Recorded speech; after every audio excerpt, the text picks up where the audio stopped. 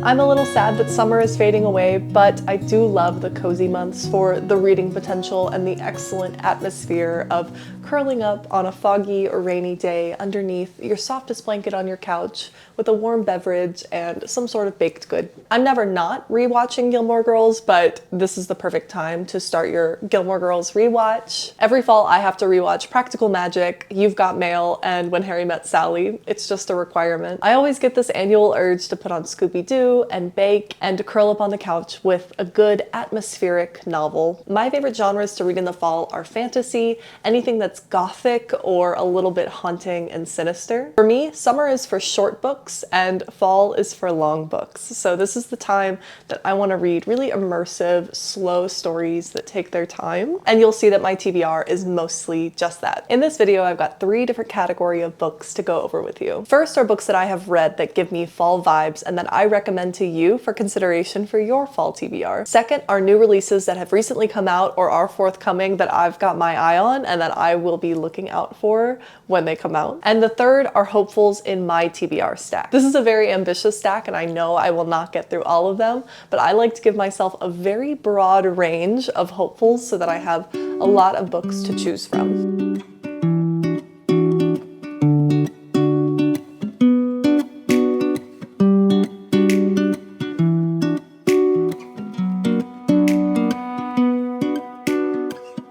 First up is The Nature of Witches. This is a love letter to nature and the changing of the seasons. In this novel, there are nature witches that are trying to reverse the effects that non-magical humans have had on the climate, and witches' powers are intricately linked to seasons. This is packed with atmospheric writing that is just as gorgeous as this cover. I could read pages upon pages of gorgeous imagery and descriptions about brewing storms, thrumming life and wildflowers, dancing flames, all in a dark, damp forest surrounding a witch school in Pennsylvania. Pick this one up if you love witchy stories about self-acceptance, and if you like the idea of modern, unconventional fantasy with an elemental magic system. If you, like me, think that fall is meant for gothic fantasy, then you should read The Last Tale of the Flower Bride. This is so richly beautiful and achingly haunting. It's a mystery that slowly unravels through fairy tales, magic, and folklore.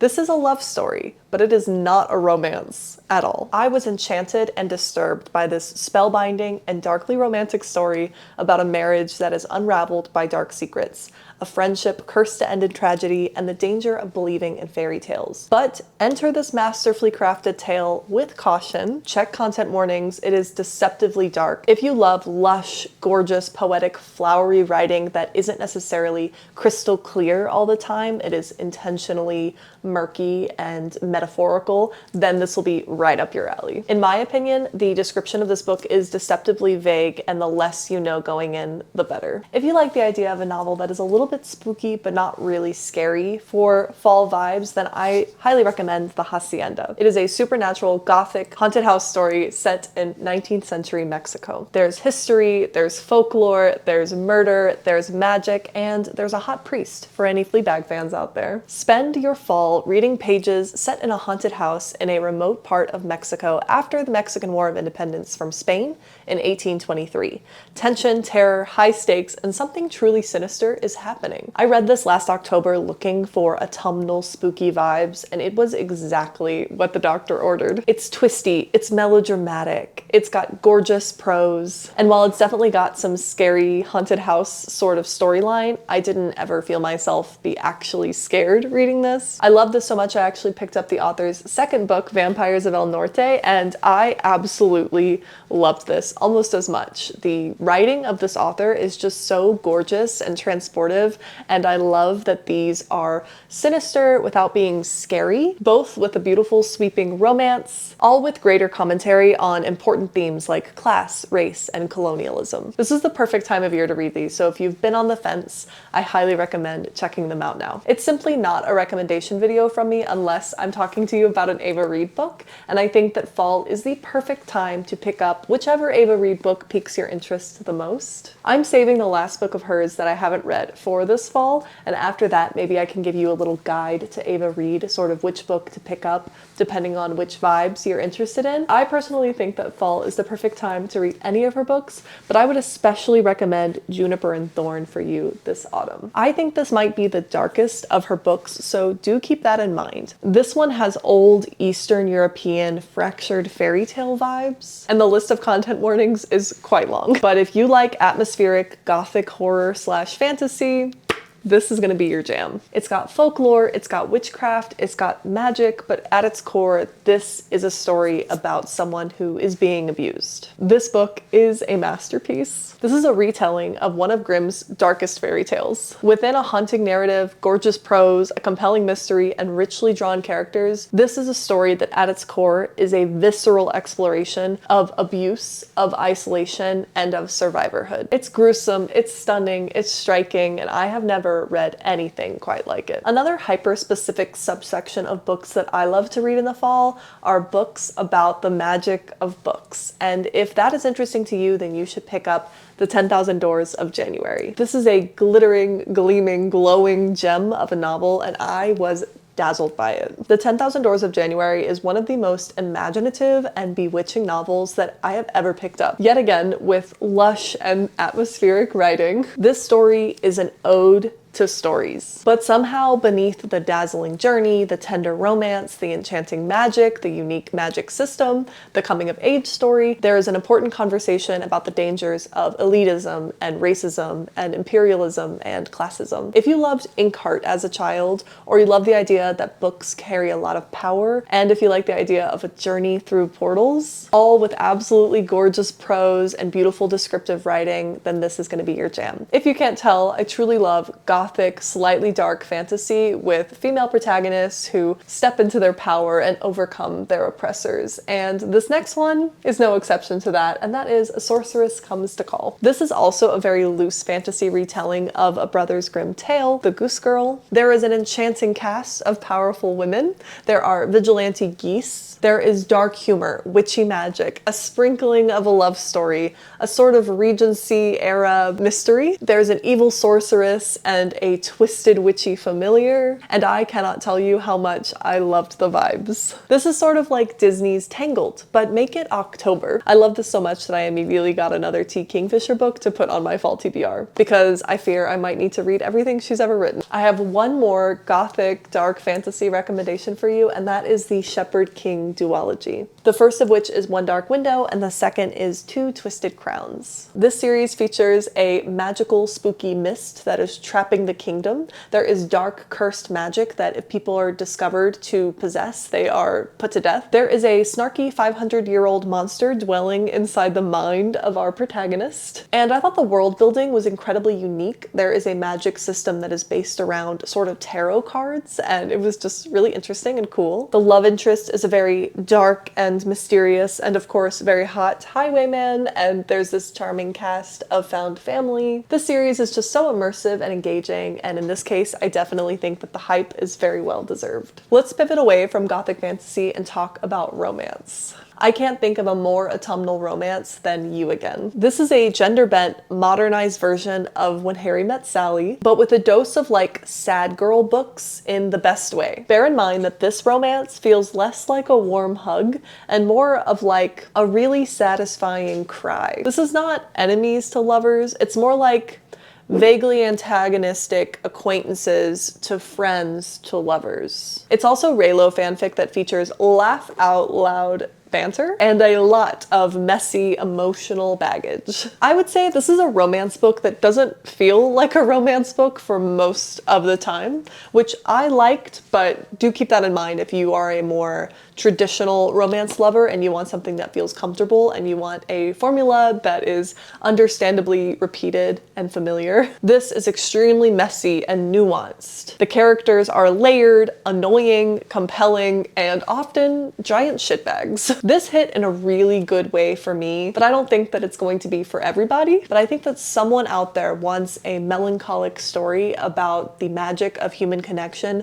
that is imperfect and messy. And if that sounds like something you're interested in, check this out and let me know what you think. Now, if you don't like darker books in the fall, and somehow you're still here, and you're looking for something that is a silly, goofy, fun time to actually distract you from the onset of forthcoming seasonal depression. After all, the days are getting shorter and the temperatures are dropping, and I am feeling the looming onset of seasonal depression as the outside starts to look as dead as my inside feels. If your chosen method of combating that is not reading dark gothic books and you want to read something that is just a silly, fun, goofy time, then you should read My Roommate is a Vampire. This book and its sequel, My Vampire Plus One, they are exactly what you think they are. The title, the cover, the premise should tell you everything you need to know about what you're getting yourself into. You're in for silly, adorable, eccentric, and pure entertainment. Don't pick this up if you want anything with deep substance. It is an unserious palate cleanser for you to sink your teeth into. Or your fangs? Maybe pick this up before you jump into your next horror novel or your intensely brainy dark academia or what have you. Have so much fun with the cute love letters, the diary entries, the solitary smut scene, the really delightful dialogue, and the entertaining premise of educating a man about the modern world who was born in a completely different century. Truly, read this fall if you are looking for a quirky, silly, goofy, fun time.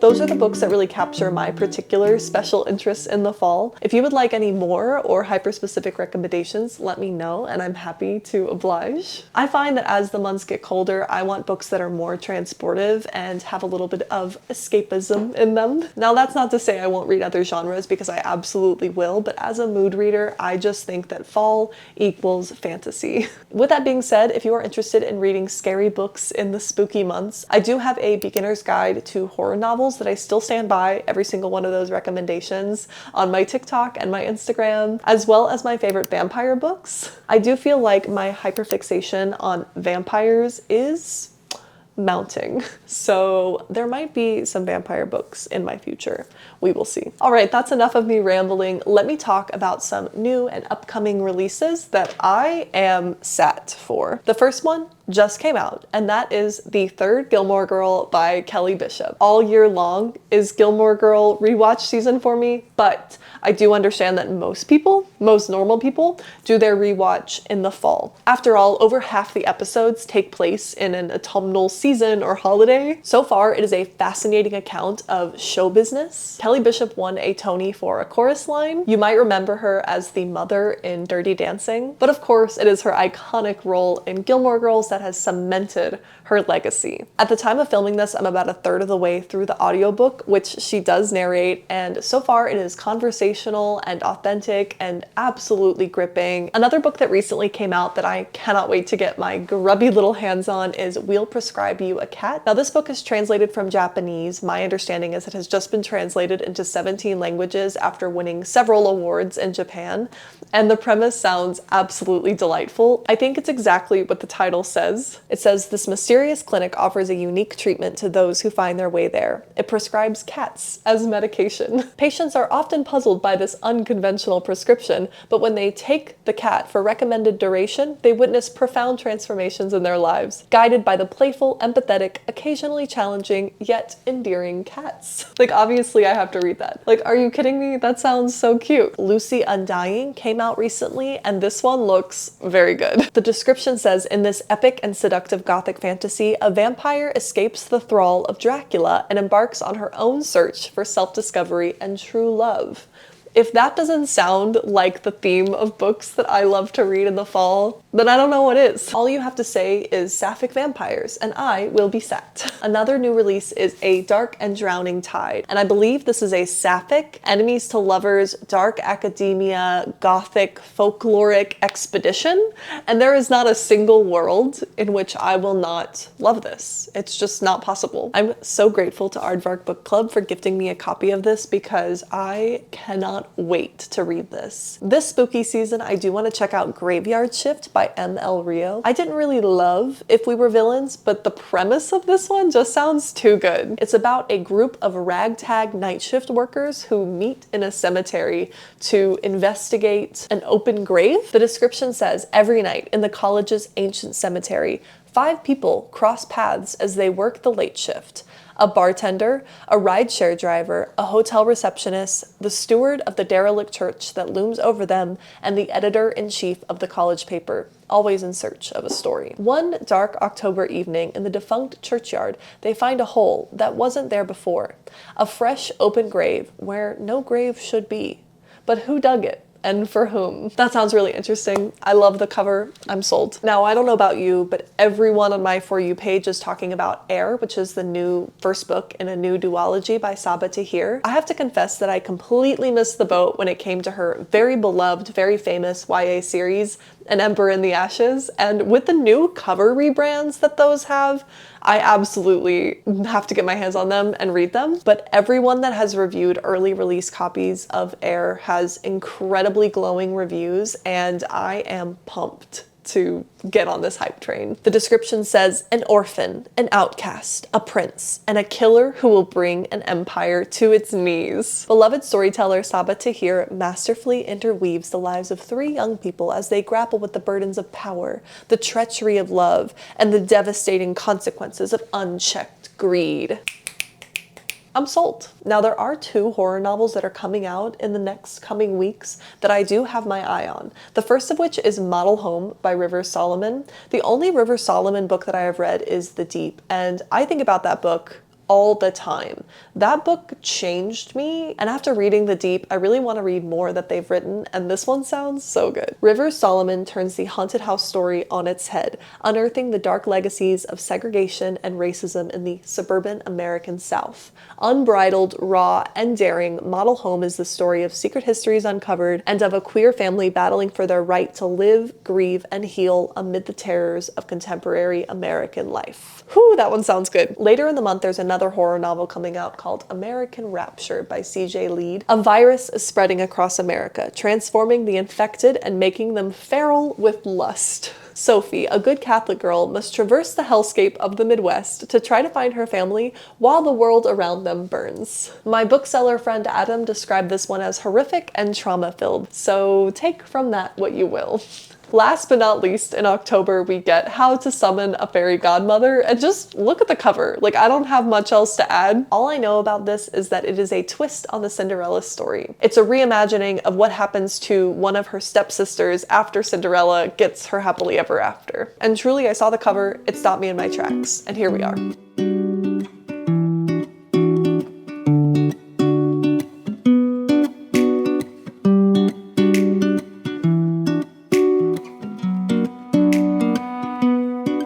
Okay, now all of this, oh God, is my unhinged, hopeful stack for now until December.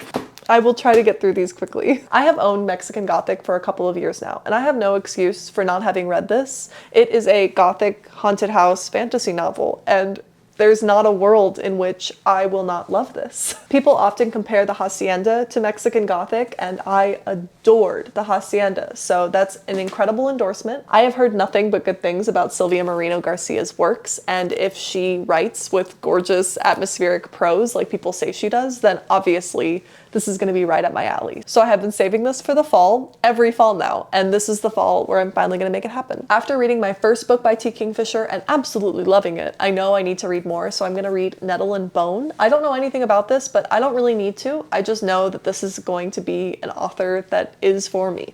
This one seems like dark fairy tale witchy fall vibes, and that's all I need to know. I planned on picking up The Sword of Kaigen in the summer, but that never happened. So now it's the fall, and like I said, fall is for fantasy, and it's time for me to finally get to this. I've heard nothing but 100% glowing, positive, effusive praise about this one, and it's a lot of people's like favorite books of all time, so I trust. I really loved A Dowry of Blood by S.T. Gibson, so I've been curious to pick up another book by her. So with perfect timing, Aardvark Book Club sent me Evocation, and I'm really excited. This one I've heard really good things about. And then the publisher sent me a copy of Odd Spirits, which is a prequel novella. I picked up a copy of Wayward last autumn, and then I heard somewhat lukewarm reviews about it, so I just never got to it. But I have been staring at this gorgeous book for over a year now with this stunning cover, and it just looks so witchy and beautiful. Even if the vibes alone are good, then I will consider it a win. I have been sitting on A Witch's Guide to Fake Dating a Demon for a while now, and I just thought this looked like a great October romance read.